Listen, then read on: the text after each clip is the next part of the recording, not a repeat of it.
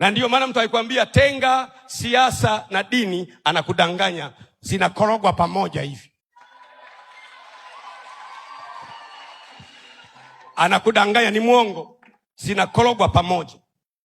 Na ndiyo maana umeona jana kiongozi wetu wa kidini ambaye ni mkuu wa taifa la Iran, Ayatollah Khomeini, amepigwa na kombora la Marekani.